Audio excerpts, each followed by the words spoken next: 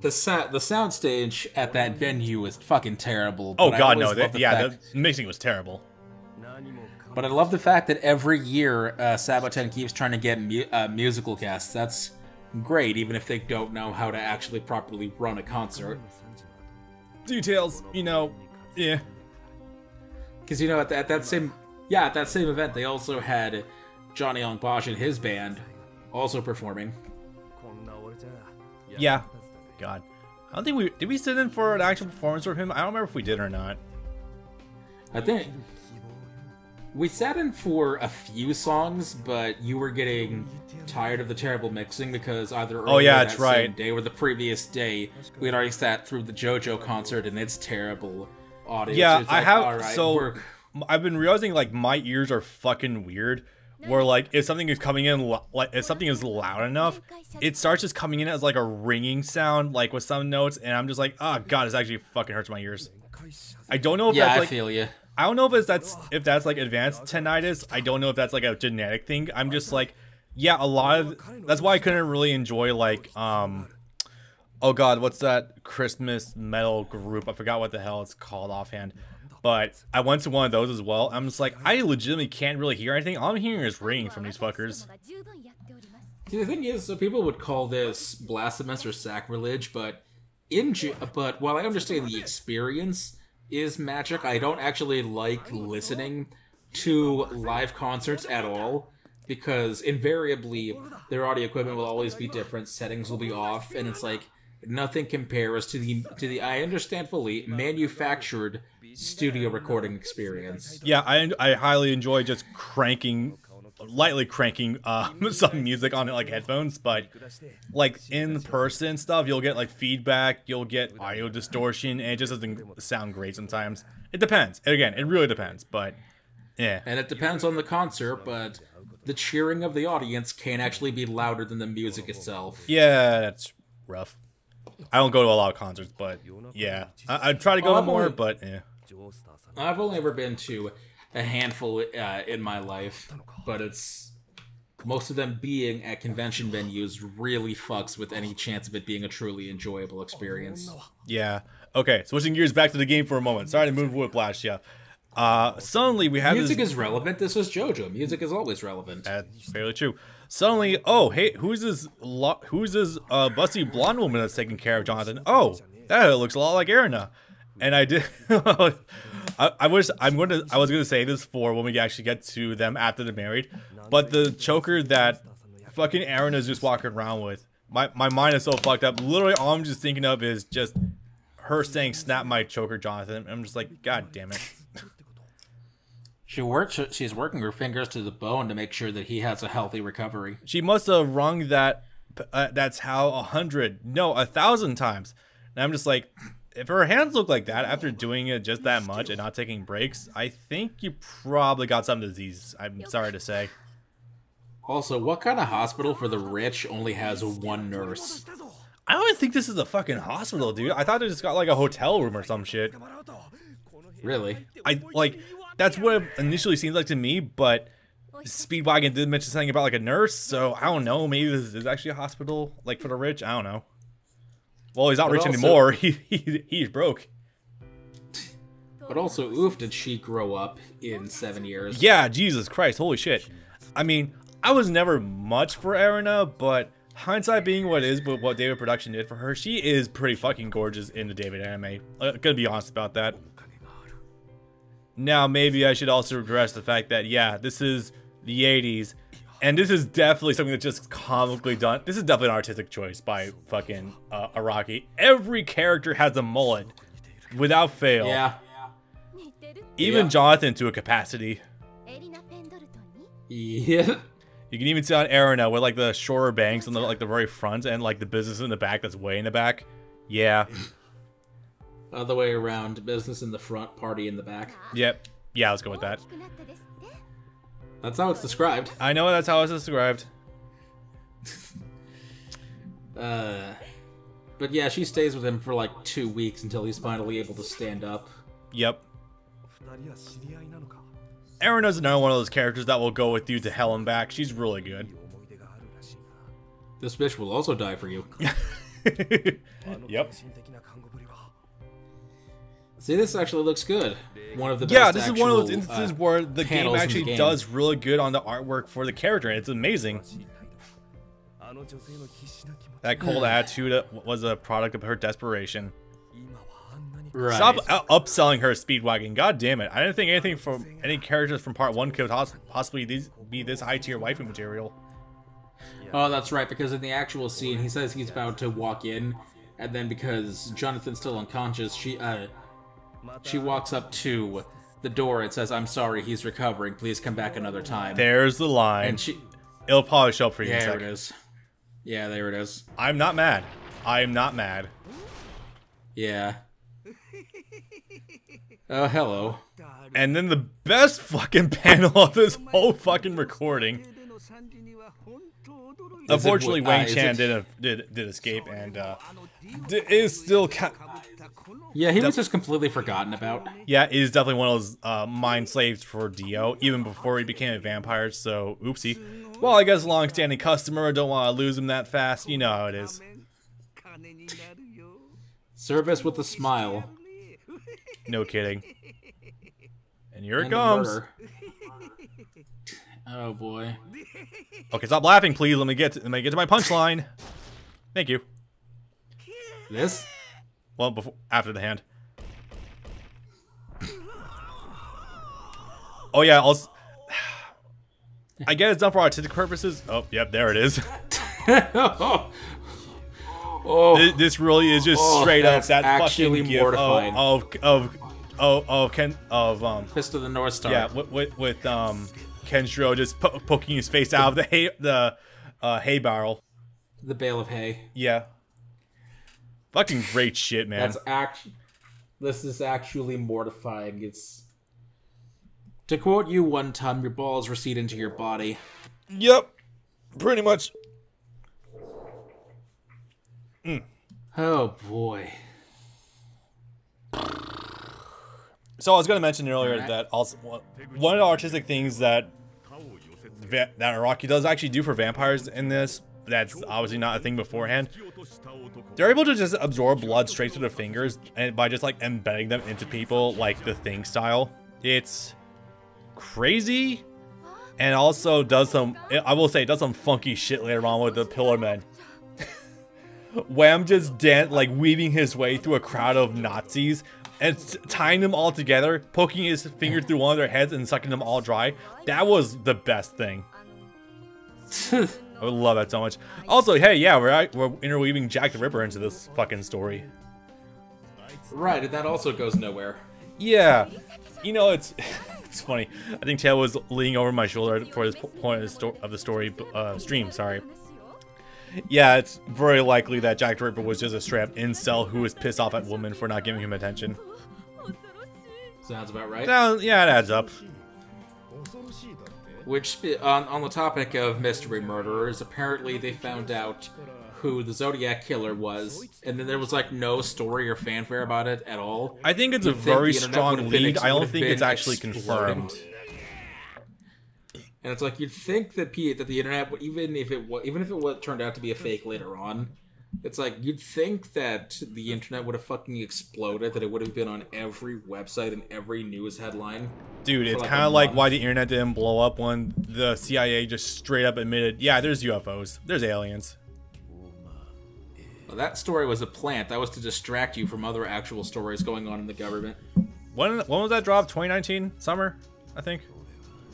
Summer of last year. 2020, yeah, that's right. We're in the grip of a disease that was killing everyone. We'll distract everyone from our government recession by saying that UFOs exist. Yeah, that's probably a plant. Also, I like how it looks like there's a fucking mechanical leg attached to Dio in that shot. That was kind of funny. Oh yeah, he also takes a while to recover. Also got it. He's a lot more active in his recovery. Gotta make Dio look strong. We're even jobbing out Jack the Ripper to him. And as opposed to Fate, this is not a Jack the Ripper that is a munchkin lolly that was an aborted fetus that survived. You know, regardless regardless of its execution, I do actually like that idea. Yeah, no, definitely. I like the idea. I like the idea in concept. I just don't like the design we were given. Yeah, a late-term abortion that managed to live, but lived via feeding off of like shit in like a garbage can. That's intriguing, but you need to go like hard. You need to go hard alien with that shit. Yeah. Oh boy. Meanwhile, later on, we'll see Jack the Ripper emerging from the inside of a horse. Yep. Fucking zombies. So no. I don't think anyone said this yet. This might be a brand new observation, but this show is weird. Yeah. Actually, I was realizing that more and more with playing through this game as well. Just realizing that there's a lot of actual dark undertones of Part 1 that no one really mentions. And frankly, I think does actually lend to Part 1 actually being a fairly good show in and of itself. Oh yeah, totally. Yeah. No. Again, this is why I always say, even though people say Phantom Bloods is probably the weak link of JoJo, although there is also the beginning of Season 2 for, you know, Part 3 anyway, there's a lot of undercurrents here that does actually make the show fairly compelling. And it does have a beginning, a middle, and an end. You don't always get that with these. Yeah, that's one of the overarching problems. Oh, right. Let's talk about. Sorry, I don't know why. Every part has their lulls. Don't let anyone tell you they don't. Part 2 is really fast, so I wouldn't really say it has any direct lulls, but yeah. Caesar. Yeah, that's unfortunately true. So this man, A, Zeppeli, he's really fucking good. B, I don't know why his coloration actually gave him a straight up rainbow hat, but I respect you for representing. Also, this coloration does not persist. It actually goes away when we get as soon as we get to the first town. So, not sure what's up with that, but okay. That's a shame. I like this look. I know, it's kind of neat, and it gives you something to talk about, like, oh, Zeppeli's got the rainbow hat all of a sudden, okay. Although it would probably be a nightmare to keep drawing, so, yeah, I don't fault him for ditching it. Man just punched me in the gut. Oh, what the hell are you doing? This actually will heal him. Okay. I can even lift this rock. By the way, have you ever had the wind knocked out of you? It's a motherfucker. Yes. Yeah. So this is where I'm gonna straight up say, at this point, the show is maybe a 5 out of 10. This alone cranks up to like a 6 or a 7. Introducing Hamon. Yeah, I'm still getting the Sento translations occasionally. I'm not sure what's up with that. It's one of the many. They tell you straight up that there are a bunch of different terms for Hamon. Sendo, overdrive, what have you, Hamon. Yeah, I think they refer to like Hamon as like the energy and Sendo as like the art itself, but it's literally everyone just refers to it as Hamon, like universally, so yeah, it's whatever. Now this is my favorite screenshot in I can't even lift all this of rock. JoJo. This is my favorite screenshot in maybe all of JoJo period, and this is something that somehow never got turned into a meme, and I will never understand that. Also, yeah, I forgot how strong his mullet was in the David production anime. This game's making it seem a lot shorter than it actually is. So, I know we only got like 8 minutes left of this recording. We still got like another 2 hours to go after this for recording for the game. But I will straight up say, Hamon is one of the most unique and interesting like abilities I've ever seen in an anime. Like straight up, like right up there with Ki and Dragon Ball and like Spirit Energy and Bleach. It's really cool. Pity they abandoned it. Yeah, sucks. At that point, I wish you know, Rocky just divvied up JoJo and made it into a new show with stands, but you know, whatever. Also, unfortunately, yeah, ignore the performance issues with this cutscene. Oh boy, I love them. Sega 32X trees. Yeah, no kidding. Also, unironically, love this fucking scene so much. Punches the frog, and I was like, no, the frog! And nah, just actually destroys rock beneath it. Why was that frog so hot? Oh, you don't remember that then? No, I don't. The TFS Jojo thing they did. Oh, yeah, I don't think I watched that. I watched them with you, both of them. Okay. 私は君の横隔膜を指で突き、君の呼吸を調節した。今の私と同じように、特別な呼吸法にしたのだ。 Okay, maybe I should actually start elaborating on this in order to kill 6 minutes. So, Hamon and vampirism are actually really unique and interesting after having played this game and gotten to know the manga script a little bit more. Because both are ancient techniques that have been passed down and are apparently, according to Araki, latent abilities within the human body, and I automatically find it to be fairly interesting. So, the way it's described by Jonathan is that vampirism engaged by the stone masks, like, the needles pierced by it, I thought it originally carried like some kind of poison or something that like inject into the human brain and turns them into a vampire. But it's not at all apparently what it is. Like poking, it says something about like poking a pressure point in the human brain or something. Yeah, like apparently what it does is like it punctures the human brain and like it triggers something deep within the brain that actually turns a person to a vampire. It triggers a chemical response. Yeah, it's like something. It's kind of like acupuncture in a weird sort of way, like just straight up transforms you into one. And that immediately like gave me such a huge different perception of what vampires are in the series. Because on the flip side of the coin, Hamon is an ancient technique that relies on the body and not the brain in order to draw out its latent potential. And there's also the fact that, you know, Hamon directly counters vampirism and all that stuff. And obviously the latent idea that maybe the two have been tied together at some point in time.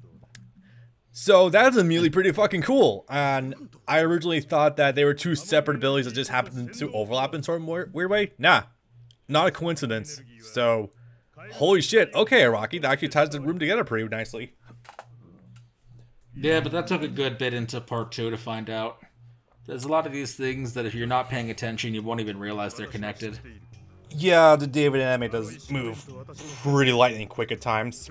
I know it's still 26 episodes, but a lot of that is just part 2, so unfortunate, but it is what it is. Part 2 is 17, I'm sorry, episodes unto itself. Yeah. That is one delicious looking cake hat. Yeah, no kidding, goddamn. That said though, I'm still not sure how I know Ton Petty is the one that directly taught Zeppeli, but his actual importance, like he just randomly seer of some kind. Like he just has visions of the future, but nothing's really done with that. So, besides forecasting Zeppeli's death, Ozzy didn't need to have that, and still would have been the same scene. Yeah. Boy, it sure is convenient that right after Zeppeli dies, 3 more of his friends come to take his place. Yeah, no kidding. Weird.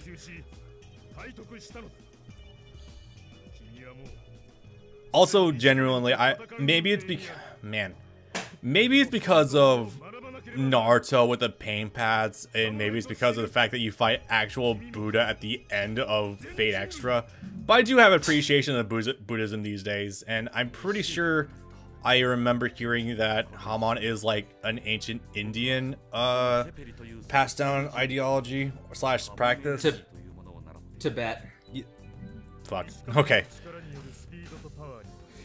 Zeppeli tells him that he learned the 2,000-year history of Hamon from Tibetan monks. Yeah.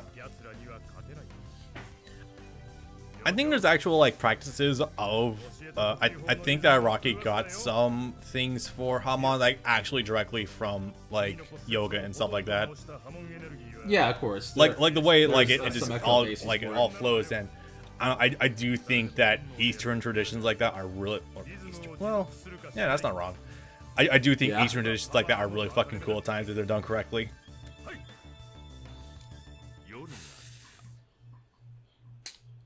You would hope so. He's Eastern. Yeah, no kidding.